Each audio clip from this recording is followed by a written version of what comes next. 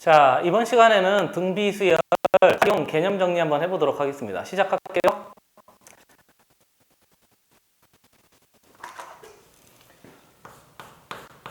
자, 등비수열의 활용입니다. 등비수열의 활용을 보통 두 가지 정도 이야기할 수 있는데, 첫 번째는 여기다 이렇게 할게요. 첫 번째는 등비수열의 활용 식으로 이해하는 방법이 있고, 두 번째는 도형 또는 그래프, 여기에 이제 적용하는 두 가지 방법이 있어요. 그래서 식으로 하는 것은 보통 우리가 원리 합계 그래가지고 내신에 주로 출제되는 내용입니다.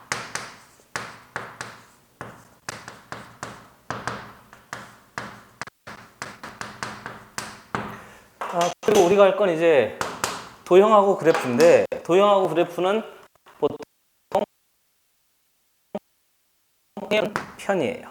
그래서 원리합계의 내신용이고요. 도형, 그래프, 수능용이니까 두 개를 좀 잘 구별하시는데, 원리합계는 아예 수능에는 나오질 않아요. 왜냐하면 원리합계라는 게 원금과 이자의 합계인데, 옛날에는 이제 그 은행에서 그걸 계산해서 이렇게 해야 되기 때문에 많이 썼는데, 요즘은 네이버에만 들어가도 그냥 계산기가 다 뜨거든요. 그래서 그건 크게 이제 중요한 내용이 아니라고 생각됐는지, 얘는 그냥 내신에서만 교과 과정상에 있으니까 이제 많이 하는 거고요. 수능에서는 보통 도형과 그래프 형태로 많이 나옵니다. 그리고 내신에도 당연히 나오게 되고요. 그리고 이제 도형과 그래프니까 기본적으로 보조선을 잘 사용해서 처리하는 게 이제 포인트가 돼요.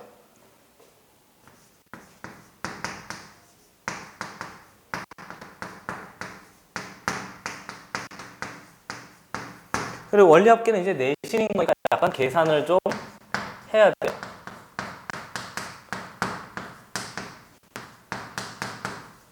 이렇게 이제 되는 거죠. 그리고 우리가 등차 수열에서도 도형 살짝 이야기했었으니까 그 도형에 대한 접근 방법은 뭐 대소동의하고요. 그 다음에 활용 문제에 높아심에 한 번 더 이야기해 보면요. 활용 문제 접근 방법 모두 세 가지예요. 첫 번째는 뭐를 확인한다고 그랬죠? 그렇죠. 미지수를 이제 확인하면 돼요. 미지수 확인하는 방법은 그 미지수를 직접 잡을 것인가, 또는 그 미지수를 간접 잡을 것인가, 이렇게 이제 생각하는 거고요. 그 다음에 두 번째, 미지수를 잡았으면 그놈을 식으로 이제 작성하면 돼요. 됐어요? 그 다음에 세 번째, 식으로 작성한 다음에 마지막에 이제 제한 범위를 확인해서 처리하면 이제 활용 문제 접근하는 방법인데, 이 미지수를 이제 잘 잡는 게 이제 제일 중요한 거죠. 그래서 이 식으로 원리합계 만들 때도 미지수가 좀 중요한데, 물론 이제 얘도 당연히 설명할 거고요. 그럼 앞에 이 미지수 잡을 때 앞에 원리합계를 살짝 좀 이야기해 보면, 원리합계는 등비 수열에 대한 이제 합을 활용하는 거니까 n에 대한 식이 이제 작성이 될 수 있으면 돼요. 그리고 두 번째는 도형 그래프, 이쪽으로 올까요? 그렇죠? 도형 이렇게 돼 있으면, 도형도 결국 식은 n에 대한 식은 맞는데 중간에 무슨 선이 있어야 된다고? 보조선이 있어야, 보조선을 쓴 다음에, 물론 식은 식인데요, 그 도형의 성질을 사용하기 위해서 닮음이라든가 또는 합동이라든가 이런 것들을 이제 주로 사용하는데, 그 중에서 우리가 쓰는 게 지금 이게 등비수열인 거니까, 등비수열인 경우는 이 닮음을 아주 많이 활용하게 될 거예요. 그럼 이 닮음을 활용해서 닮음 B가 활용이 돼서요. 이 B가 대부분 이제 공비 역할을 하는 경우가 아주 많단 말이죠. 그럼 이제 원리합계에 n에 대한 식이라고 했으니까 이 n이 대부분은 횟수잖아요. 그렇죠? 아무튼 그래요. 그래서 횟수 자연수니까 식을 이렇게 처리하는 방법만 좀 먼저 염두에 두고요. 내가 두 가지로 설명하려고 하는데, 첫 번째는 이제 원리합계 설명할 거고, 두 번째는 도형 그래프 설명하려고 합니다. 근데 만약에 수능 중심으로 생각한다 그러면 요거만 들어도 될 것 같고, 내신이 필요하다 그러면 당연히 이것도 좀 해두면 되는데, 가능한 둘 다 좀 들어서 혹시 원리합계가 조금 부족했다 하는 친구들은 들어두면 뭐 나쁘진 않을 거예요. 어차피 원리합계 나중에 돈 벌 거잖아요. 안 그래요? 돈 벌고 뭐 저축도 하고, 저축할 거죠. 그렇잖아요. 저축도 하고 그러니까 돈 돌아가는 거 얘기도 조금 더 하고 이렇게 할 예정입니다. 한번 보세요.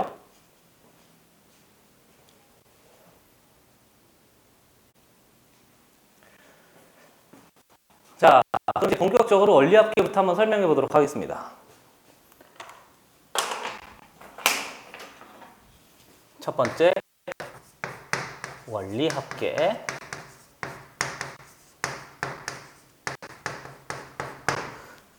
원리합계의 정의는요, 원리, 원금과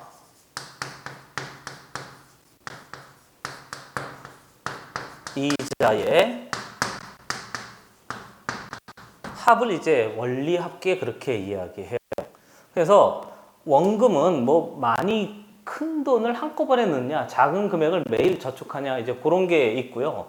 이자는 복리와 단리 뭐 이렇게 되어져 있어요. 근데 아무튼 요거하고요, 하나 더 확인해야 될 게 기간에 이제 확인인데 아래다 쓸까요, 그렇죠?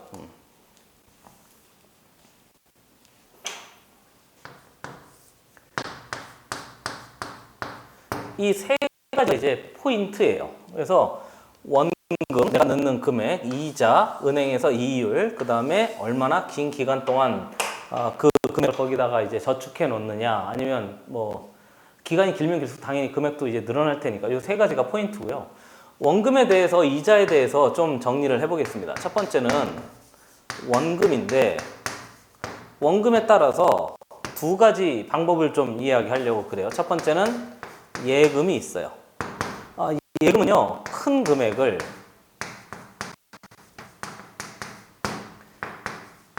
한 번에 확 저축해 놓는 걸 이제 예금 그렇게 이야기하고요. 일반적으로 적금 그러잖아요. 그럼 적금은 작은 금액을, 선생님 작은 금액이라니 어느 정도가 작습니까? 그럼 10만 원은 작고 뭐 1000만 원은 크고 뭐 110만 원은 중간이고 그 정도는 아닌 거예요. 그렇죠? 그러니까 일반적으로 수학적으로 정확하게 정의하진 않아요. 그 다음에 금액을 여러 번 이렇게 하는 걸 이제 이건 예금이라고, 이건 적금입니다, 이렇게 이야기하는 거죠. 뭐 크게 뭐 어려운 내용은 아니에요. 두 번째 보시죠. 이거는 이제 이자인데, 이자에 대해서는 두 가지 좀 이야기하는데요. 첫 번째는 단리가 있어요. 그리고 두 번째는 복리가 있어요.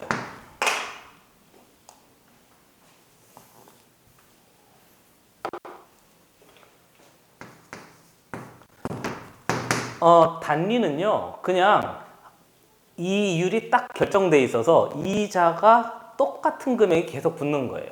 그리고 복리는요, 생각을 조금 해보시면 내가 은행에 100만 원을 넣었다고 합시다. 그럼 일정 시간이 지나면 이자가 붙어서 110만 원이 될 거 아니에요? 이해되고 있는 중인 거죠? 그렇죠? 그러면 110만 원이 그대로 다 은행에 들어가져 있으니까 사실은 이자 붙은 10만 원도 은행 돈은 아니잖아요. 내가 은행에 줬으니까 은행에서 붙여준 돈인 거니 100만 원에 대한 이자 10만 원이 내 돈이잖아요. 그럼 내 돈 110만 원이 지금 은행에 들어가 있는 거니까 110만 원을 새로운 원금이라고 생각하는 거예요. 그러니까 조금 더 편리하게 생각해 보면 단리는요, 이렇게 이해할 수 있어요. 좀 자세히 설명할 건데 우선 칼이 좀 부족하니까 이 정도로 해봅시다. 원금에다가 이렇게 해도 돼요. 이자가 붙고 그 다음 거기에 또 이자가 붙고 이렇게 계속 붙는 걸 이제 단리라고 한다면, 복리는요, 원금하고 이자가 있잖아요. 그럼 원금하고 이자인데 이자 붙은 것도 내 돈인 거니까 원금하고 이자를 한꺼번에 새로운 원금으로 보는 거예요. 그러니까 이 새로운 원금에 대해서 또 그 비율만큼 또 이자를 이렇게 붙여주는 거죠. 그러니까 단리는 똑같은 이자가 계속 붙는 거라면, 복리는 원금하고 이자니까 거기에 새로운 이자가, 이 이자보다 얘가 이율은 비슷한데 금액이 훨씬 더 붙어져 있는 그런 내용으로 만들어진 거죠. 이 정도만 기억해 두시면 되고요. 그 다음에 세 번째. 기간에 대해서도 좀 살짝 이야기해 보려고 하는데, 기간이요. 월말, 연말 뭐 이렇게 돼 있는데요. 우선 초라고 한번 해봅시다. 말부터 한번 해볼까? 좋아요. 말부터 한번 해볼게요.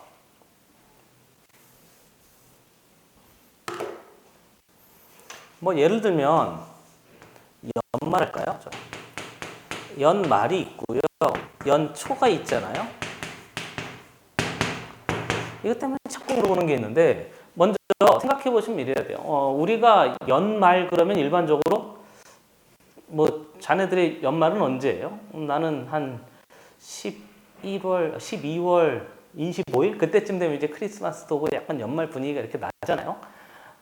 어떤 친구는 11월부터 연말 분위기가 나는데 뭐 그러면 연초는 도대체 언제예요? 그렇잖아요. 그러니까 그렇게 하는 게 연말 연초가 아니고요. 이 연말이란 말은 이렇게 된 거예요. 예를 들어 2100년 말이잖아요. 2100년 말은 12월 31일 이건 쓰지 마세요. 그냥 설명을 위해서 하는 거예요.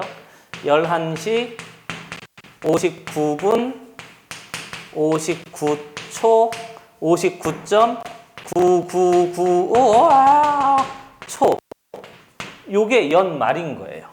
이해되고 있는 중인 거죠. 그러니까 완전히 연말의 그 끝 있잖아요. 그때를 이제 연말 그렇게 이야기하는 거고요. 연초라고 하면 한 1월 한 3, 4일까지 연초잖아요. 근데 그런 게 아니고 이렇게 되는 거죠. 2101년 1월 1일 0시 0분 0.00000001초 뭐 이렇게 된 거죠.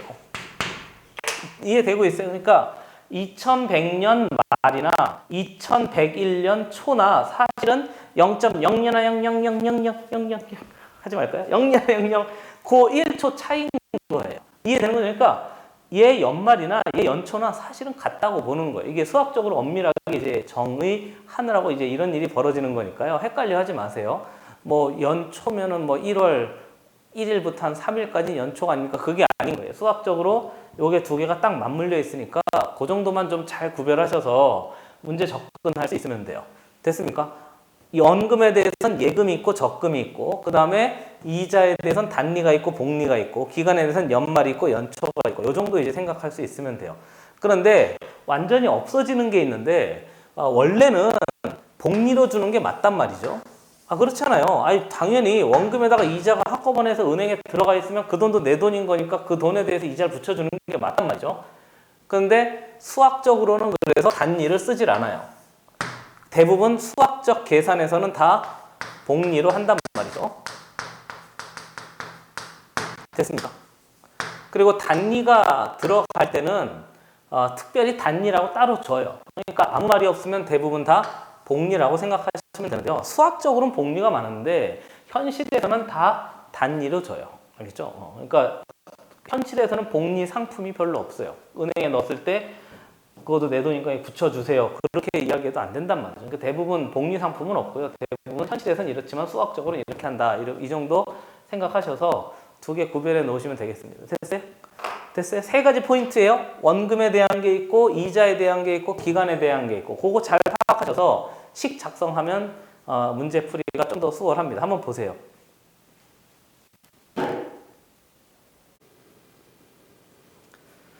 자, 이제 원리합계에 대해서 조금 더 들어가 볼게요. 옷이 바뀌었죠? 그 다음날 촬영하고 있어서 그래요. 자, 봅시다.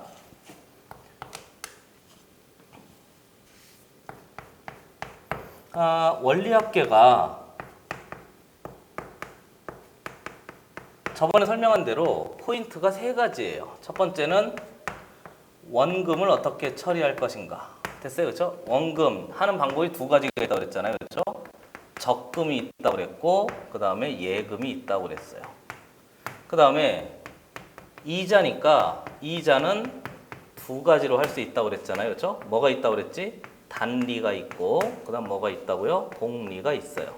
그 다음 세 번째로는 기간이 있는데, 기간은 뭐 연말이 있고 월말도 마찬가지죠. 그렇죠? 연초가 있는데 이거에 대해서 조금 더 자세히 설명을 했어요. 특히 이제 연말하고 연초는 거의 맞닿아 있다고 보시면 된다고 생각을 했어요. 그렇죠? 그래서 요거에 대해서 조금 더 자세히 하는데 단리는 아예 다루질 않아요. 그리고 복리만 주로 다루게 되고요. 현실에는 복리가 없다고 했죠. 그렇죠? 그래서 요거 조금 더 해보려고 하니까 자, 첫 번째 적금부터 한번 해봅시다.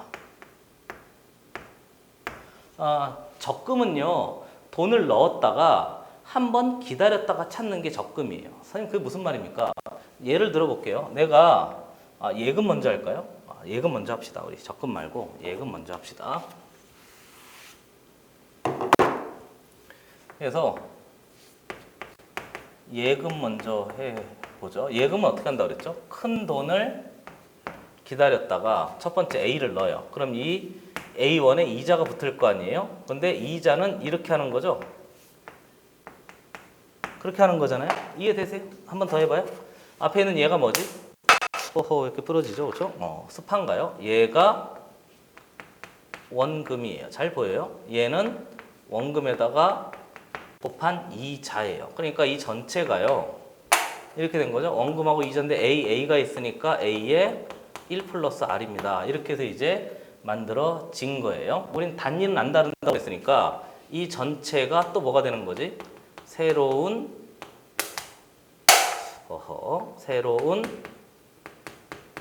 원금이 돼서 그 뒤에 붙어요. 그럼 그 뒤에도 똑같은 일이 또 벌어질 테니까 A에 1 플러스 R에다가 플러스 A에 1 플러스 R에다가 2율 곱하기 R 이렇게 해서 이제 하면 되는 거죠. 조금 더 길게 해야 되겠네요. 됐습니까?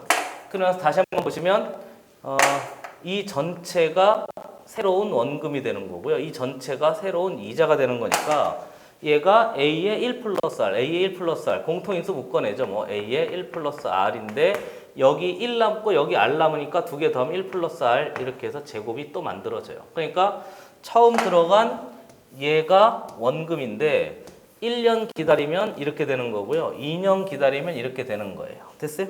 그럼 이제 조금 규칙성이 보이죠? 3년 기다리면 A의 1 플러스 R의 세제곱 될 것이고 4년 기다리면 A의 1 플러스 R의 4제곱이 될 것이고 우리 5년까지만 합시다. 얘가 A의 1 플러스 R의 전체의 5제곱이 될 테니까 이 전체가 뭐에 해당하는 거죠? 원리 합계에 해당하는 거예요. 됐어요? 얘가 예금의 원리 합계가 돼요. 됐습니까? 이게 이제 예금의 원리 합계고요. 두 번째는 적금 한번 해보죠.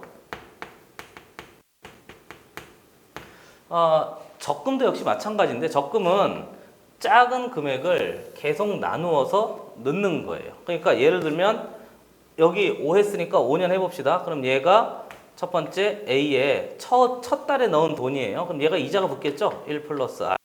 그럼 얘는 A에 1 플러스 R의 제곱. 귀찮지만 다 쓸게요. A에 1 플러스 R의 세제곱. 얘는 A에 1 플러스 R의 4제곱. 이렇게 된 거죠. 그럼 얘는 A에 1 플러스 R의 5제곱만큼 이렇게 들어가져 있어요. 그러니까 처음 부은 돈이 이렇게 되는데 이게 한 달 붓고 끝나면 예금인 거죠. 뭐 큰 돈이 아닌 거예요. 그러니까 뒤에 똑같은 돈을 또 붓고 싶은 거죠. 그럼 얘도 A에 뒤에 가니까 A에 1 플러스 R의 제곱에 A에 1에 그렇죠? 그 다음에 뒤에 보면 A에 1 플러스 R의 제곱에 뒤에 보면 A에 1 플러스 R의 세제곱에 마지막에 얘가 A에 1 플러스 R의 4제곱에 이렇게 돼 있겠죠. 그 다음에 역시 그 다음 달에 부은 A도 이자가 붙어 있을 텐데 몇 번 붙어 있을까? A에 1 플러스 R의 세제곱 될 것이고요. 얘도 또 이자가 붙었으니까 A에 1 플러스 R의 제곱이 될 것이고 마지막 이때 부은 돈도 이자가 붙어요. 그래서 A에 1 플러스 R에 이만큼 돼 있는 놈이 이자가 붙어가지고 처리할 수 있게 되는 거죠. 그렇죠? 됐어요? 마지막 이놈까지 잘 나오는 거죠. 잘 보이십니까? 그렇죠? 그래서 얘가 5, 4, 3, 2, 1 이렇게 해서 이제 만들어지고요. 얘의 원리 합계는 이 전체가 원리 합계가 된 거예요. 너무 막 썼나요? 그렇죠? 보이죠? 좀 위로 당겼을 거예요. 원리 합계가 됩니다. 이렇게 해서 이제 처리하는 거예요. 그러니까 적금의 원리 합계는요. 얘 이자 붙고 그 다음 달 부은 것도 이자 붙고 그 다음 달 부은 것도 이자 붙고 그 다음 달 부은 것도 이자 붙고 그 다음 달 부은 것도 이자 붙어서 이렇게 처리하게 되는 거죠. 그리고 여기 보시면 이게 항수가 몇 개지? 1, 2, 3, 4, 5인 거니까 항수는 5예요. 그리고 첫 항이 뭔 거죠? 첫 항? 첫 항은 얘가 첫 항 처리하면 되는 거죠. 그래서 얘가 A에 1 플러스 R 되는 거고요. 공비는 1 플러스 R이 되는 거니까 우리 얘를 가지고 무슨 수열의 합 찾으면 되지? 등비 수열의 합공식에 넣어서 그대로 돌리면 돼요. 항수 카운팅 하는 건 기본 내용이 됩니다. 그러니까 적금하고 예금은요. 적금은 그냥 쭉 해서 그대로 붙으면 되는데 미안합니다. 예금은 쭉 해서 그냥 붙으면 되는데 적금은 각각의 것들이 다 이자가 붙어서 한꺼번에 하는 거죠. 왠지 얘가 더 많아 보이잖아요. 근데 이게 예금하고 적금은 금액 단위가 달라서 뭐 따라가지 못하는 거고요. 아무튼 그렇답니다. 됐습니까? 한번 보시죠.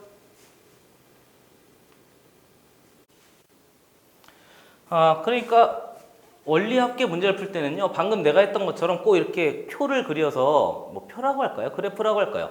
그래프를 그려서 이렇게 쪼개가지고 다 하는 게 아주 필요합니다. 특히 이제 적금 같은 경우, 예금 같은 경우 꼭 그렇게 하는 게 필요해요. 근데 아이들이 헷갈려 하는 게 뭘 헷갈려 하냐면요. 이걸 많이 헷갈려 해요. 대출의 상환. 그리고 대출의 상환과 더불어서 우리 카드의 할부. 사실은 똑같은 내용인데 요거 두 개를 조금 설명하기 위해서 이게 배경이 좀 필요해서요. 먼저 할부부터 설명해 볼게요. 대출은 좀 이따 설명하고. 할부는요, 이런 거예요. 우리가 카드를 뭐 100만 원짜리를 10개월 할부를 하면 한 달에 10만 원씩 뭐 내겠죠. 뭐 그렇죠? 근데 우리가 10만 원씩 내는 게 아니에요. 사실은요, 이렇게 하는 거거든요. 우리가 카드를 긁으면 우리가 일정 금액을 내는데 그게 아니고요. 우리 이렇게 주체가 있으면 여기 카드사가 있잖아요. 그리고 여기에 뭐라고 할까요? 회사가 있잖아요. 우리가 물건을 산 뭐라고 할까요? 개인이라고 할까요? 그렇죠? 그러면 개인이 카드를 긁어서 할부를 하면요. 카드사에서 어떻게 하냐면 얘를 일시불로 다 주는 거예요. 그러니까 우리는 돈을 물건값을 나눠서 회사에 내는 게 아니고 카드 회사에 갚는 거예요. 알겠죠? 카드 회사에 이렇게 조금씩 갚아가지고 카드 회사가 중간에 수수료를 띄는 거죠. 됐어요?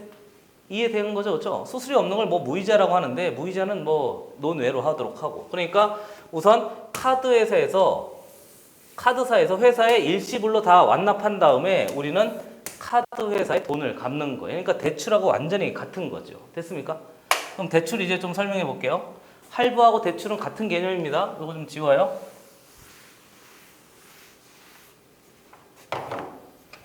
그래서 대출 한번 해보겠습니다.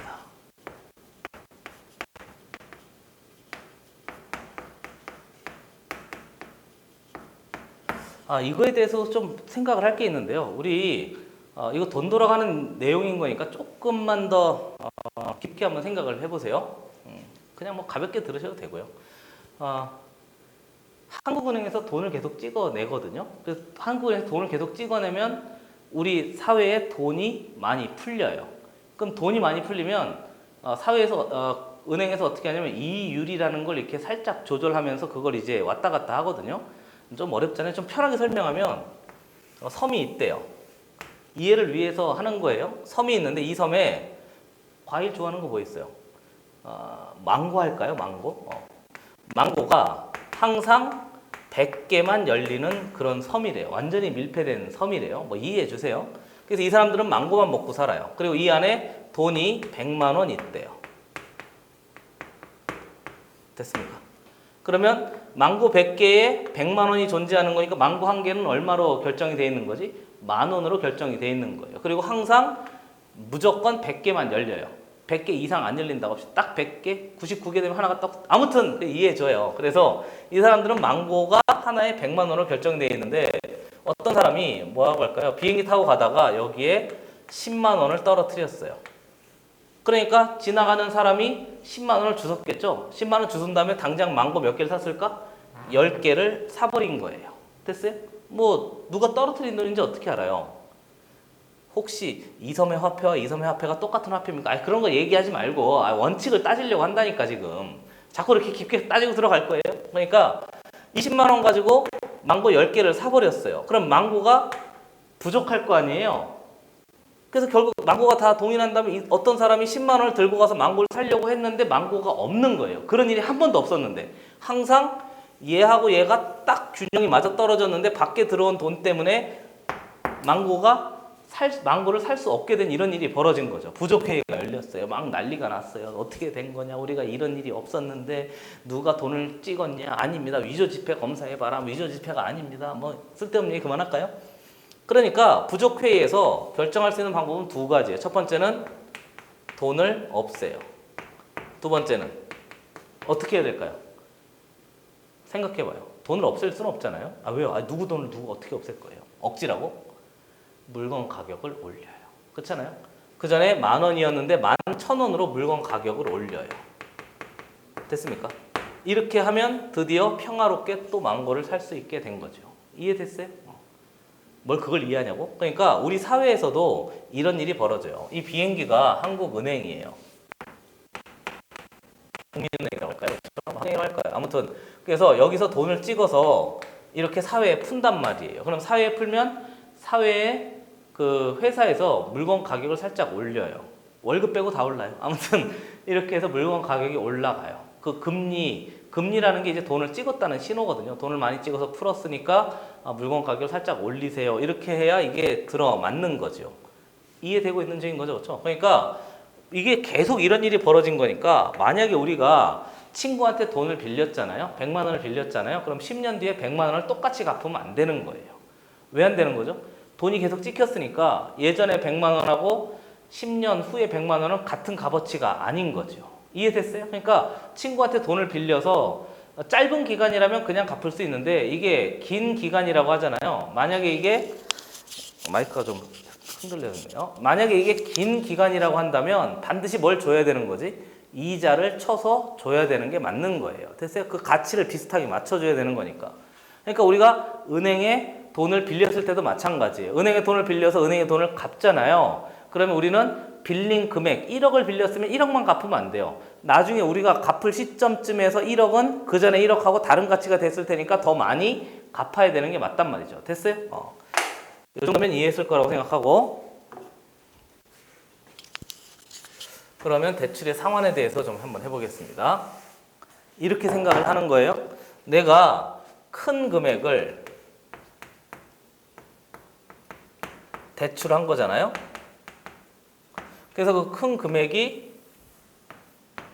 라지 A1이라고 합시다. 그 라지 A1이 내가 갚을 시점쯤에는 N년 후라고 하면 A의 1 플러스 R의 A의 1 플러스 R의 제곱만큼 값어치가 계속 올라가고 얘는 뭐 이율이라고 합시다. 됐어요? 내가 예전에 빌린 돈은 나중에 갚을 때쯤에는 N년 후면 1 플러스 R의 N 거듭 제곱만큼 가치가 돼 있는 거예요. 이해됐어요? 그렇죠? 그래서 내가 갚을 돈은 이 A1이 아니고 이걸 갚아야 되는 거죠. 그럼 나는 대출 상환금을 하잖아요. 상환금은 큰 금액을 해요. 작은 금액을 여러 번 나눠요. 작은 금액을 여러 번 나누어서 매달 뭐 갚든지 그렇게 하는 거잖아요. 그러니까 적은 금액이에요. 작은 금액이에요. 작은 금액을 상환하잖아요. 그 상환금을 A라고 해요. 됐어요? 그래서 얘 첫 달 갚은 돈, 그럼 얘가 이자가 붙어요. 뭐 이렇게. 그래서 여기에 이자가 붙어 있겠죠. A의 1 플러스 R의 N 거듭 제곱만큼. 얘는 큰 금액 A가 되는 거고요. 얘는 상환 금액 A가 되는 거예요. 근데 이때만 갚는 게 아니고 그 다음 달에도 또 갚아요. 이렇게. 그럼 얘도 A의 1 플러스 R에 N-1만큼 뭐 들어가 있겠죠. 그 다음에 또 갚아요. 그러면 또 있겠지요. 그 다음에 또 갚아요. 또 있겠지요. 그리고 조심할 게 있는데 갚을 때는요. 마지막에 한번 딱 넣어서 끝! 이렇게 하면 그때 끝나는 거잖아요. 한 번 더. 대출해서 마지막에 딱 해서 마지막 거를 딱 밀어넣으면 그때 대출이 종료가 되어져 버리는 거잖아요. 이해되는 거죠, 그렇죠? 그래서 이때 이놈 전체가 마지막에 A1이 돼요. 선생님 무슨 말입니까? 이따가 내가 비교해 줄게요. 아무튼 이렇게 해서 이 값어치하고요, 이 값어치가 같아지면 싹 대출 상황 끝, 이렇게 생각하시면 돼요. 됐어요? 그러니까 얘가 첫 항이 되는 거고요. 공비가 1 플러스 R에 n 거듭 제곱까지 처리가 돼서 싹 다 만들어낼 수 있으면 되는데, 조심할 거 얘가요 기간이 조금 차이가 나요. 한 번 더 설명해 볼게요. 이때 A1을 갚잖아요. 이때 A1을 빌리잖아요. 1억이라고 합시다. 예를 들어 1억이라고 하면 1억을 빌리자마자 갚는 게 아니에요. 됐어요? 빌리는 그 순간에 갚기 시작하는 걸 이제 선이자 띈다고 하는데, 그렇게 하면 안 되죠. 빌린 다음 달부터 이자가 발생하는 거잖아요. 그렇죠? 빌린 시점 그 다음부터 돈의 가치가 바뀌는 거지, 빌리자마자 돈의 가치가 바뀌는 게 아닌 거니까 사실은 얘하고 얘는 한 칸만큼 차이가 있는 거예요. 이따가 내가 다시 한번 비교해 줄게요. 그러니까 이때가 이게 n번이 되잖아요. 그럼 이때는 얘가 사실은 n-1번이 돼요. 그리고 뒤에 있는 요 놈은요,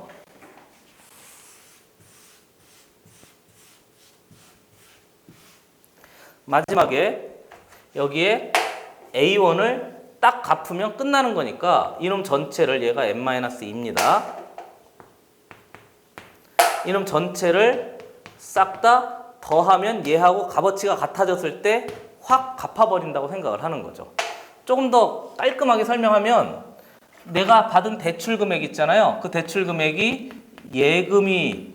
예금처럼 생각해서 이자가 계속 붙고 있다고 생각하는 거예요. 그러면 나는 매일 갚을 금액을 적금이라고 생각해서 그 적금을 계속 부어서 한꺼번에 싹 다 갚아버리면 됩니다 하는 건데, 마지막 한 번에서 좀 차이가 나는 거예요. 개수는 여전히 얘가 처음에 0이 뒤에 1 플러스 R의 전체 0제곱이라고 생각해도 되니까 0부터 n-1까지인 거니까 n개가 된다고요. 항수는 똑같아요. 그러니까 두 개 잘 비교해 보셔야 됩니다. 그러니까 큰 금액은 예금이 돼서 이자가 계속 붙고 있어서 얘가 내가 전체 갚을 금액이야. 근데 나는 매달 조금씩 갚고 싶어? 그러면 걔를 계속 하는데 이 전체 금액하고 얘하고 같아졌을 때 상환이 한꺼번에 싹 다 끝납니다. 이렇게 생각하는 거죠. 그러니까 얘가 왠지 적금하고 조금 차이가 나잖아요. 그걸 조금 더 비교해 주려고 그래요. 이해되는 거죠? 그래서 한번 보시죠.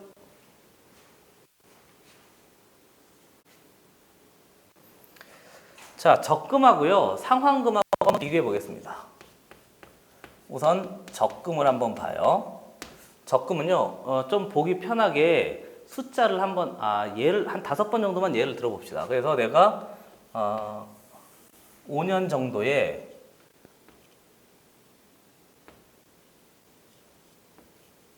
이렇게 적금을 들었다고 해봐요. 그럼 A가 되겠죠? 얘는 A의 1 플러스 R이 될 것이고요. 얘는 A의 1 플러스 R의 제곱이 될 것이고, 4번만 돼 있나요? 그죠? 그렇게 하죠 뭐.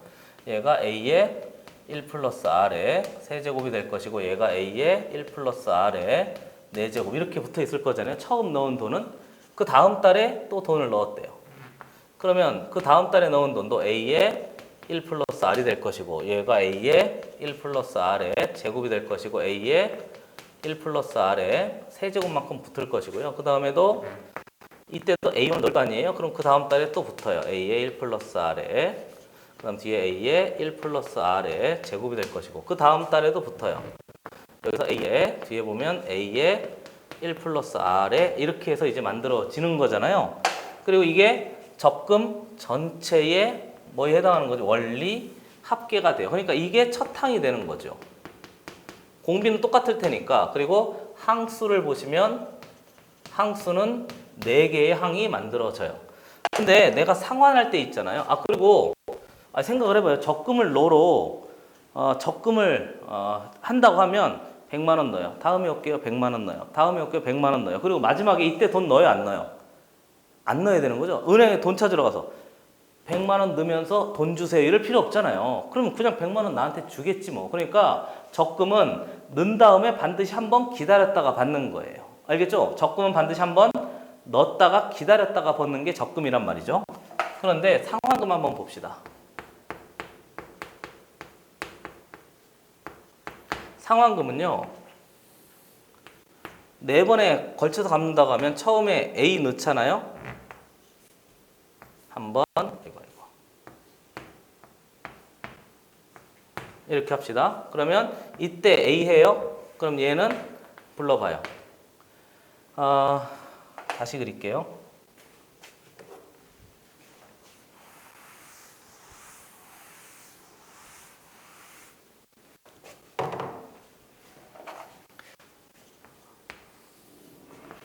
상환금은요, 이때 하잖아요.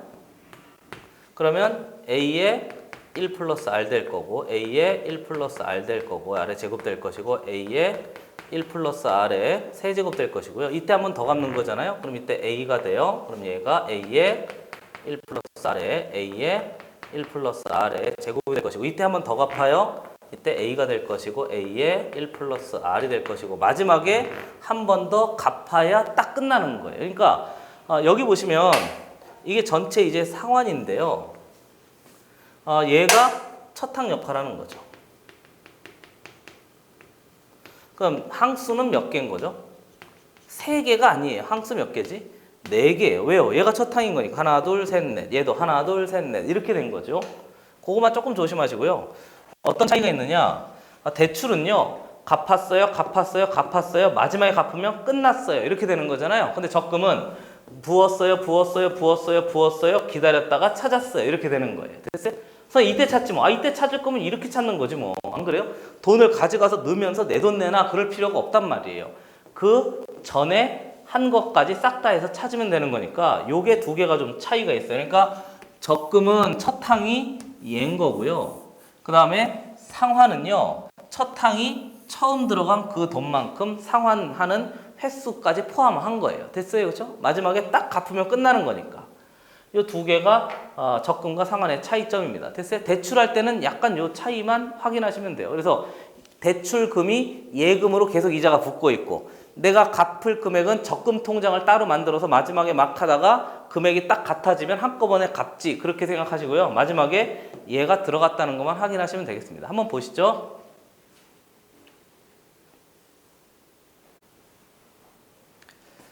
이번엔 등비수열의 활용 2번째 도형 파트를 한번 개념 설명해 보겠습니다.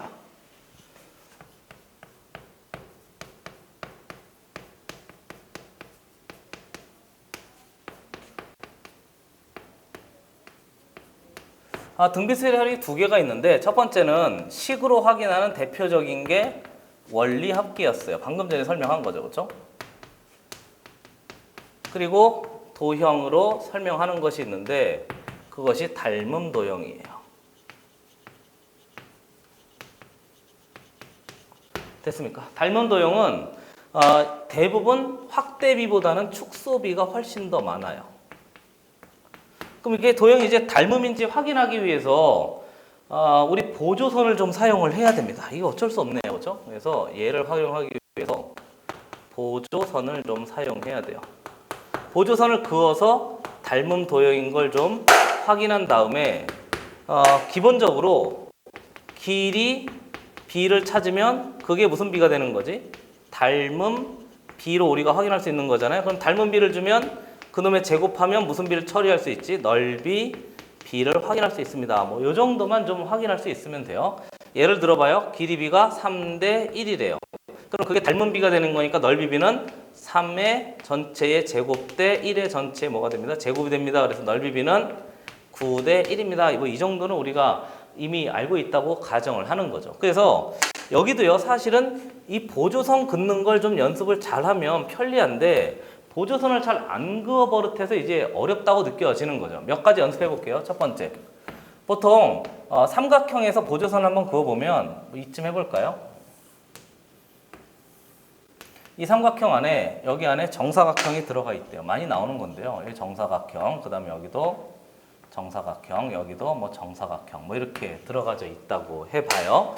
그러고 나서 확인해보면 얘가 뭐 몇 정도 해볼까요? 2 정도 할까요? 여기가 5 정도 한번 해볼까요? 이렇게 됐습니까? 그러고 나서 문제에서 이 안에 다 정사각형인데 이놈이 몽차장 다 닮음일 거 아니에요. 그럼 닮은 비를 찾아라 그렇게 해서 이제 만들어진다면 만약에 이 길이를 A의 1이라고 잡아요. 그리고 이 길이를 뭐라고 하지? A의 2라고 잡아요. 그럼 이 길이를 뭐라고 잡지? A의 3라고 잡아서 그놈 가지고 확인할 수 있으면 되는데 닮은 비 확인하는 것만 좀 봐요. 이 삼각형하고요. 보이세요? 안에 있는 이 삼각형하고요. 밖에 있는 이 삼각형이 서로 뭐가 되는 거지? 닮음이 됩니다. 그래서 그 닮은 비를 가지고 얘 길이 비를 찾고요. 그 길이 비를 찾으면 이 넓이 비를 찾아낼 수 있습니다. 뭐 이런 형태인 거예요. 하나 더 해보겠습니다. 두 번째. 이번엔 조금 더 복잡해서 뭐 이렇게 들어가져 있대요. 그리고 뭐 아주 잘 나오는 놈인데 뭐 이렇게 들어가져 있대요. 그리고 여기에 뭐 정사각형이 또 하나 들어가져 있대요. 무서워 보이잖아요. 그리고 또 여기도 또 그만해. 여기도 또 뭐 이렇게 들어가져 있대요. 뭐 계속 이렇게 이 안에 들어가져 있는 이런 형태를 찾아보세요 해서 만들어지면요. 한번 살짝 보세요. 보조선 어떻게 그어야 될까요? 이 보조선은요. 이렇게 봐야 돼요. 얘가 이 도형을 보는 기본 눈인데 이 반원 있잖아요. 이 4분원 있잖아요. 이 4분원하고요. 안에 들어간 얘를 보는 거예요. 이 정사각형이라고 할까요? 정사각형의 관계를 나타내려면 보조선은 뭐 멋있게 이렇게 쭉 내려가는 게 아니고요. 항상 반원은 원의 중심 찾고, 됐어요? 원에 또 뭐 찾고? 반지름 찾고 이렇게 하는 거예요. 원을 보는 기본 눈입니다. 원은 중심 찾고 반지름 찾아야 돼요. 그럼 여기에 반지름이 이렇게 얘하고 연결을 해 놓을 줄 알아야 된단 말이에요. 됐어요? 그러니까 만약에 여기 이 보조선을 긋지 않고 그냥 멋지게 중간에 뭐 나눴다든가 그렇게 되면 문제가 좀 심각해진단 말이죠. 그러니까 만약에 여기 전체의 길이가 2입니다. 그러면 여기 빨간 길이도 몇이 되는 거지? 2가 되는 거죠, 뭐. 그리고 식을 만들기를 여기를 x로 잡고요. 뭐 또 여기를 x로 잡고요. 이렇게 해서 이제 계속 축소비 이렇게 처리할 수 있어야 돼요. 그러니까 보조선을 잘 그어낼 줄 알아야 된단 말이죠. 그렇죠? 그것만 좀 잘 되면요. 닮은 비 찾는 건 그렇게 어렵지 않아요. 나중에 문제 풀면서 조금 더 자세히 해보려고 해요. 그 다음에 세 번째. 뭐 사각형, 삼각형 했으니까 원도 한번 해봅시다. 이것도 잘 나오는 건데 뭐 이렇게 돼 있대요. 다시 그래요.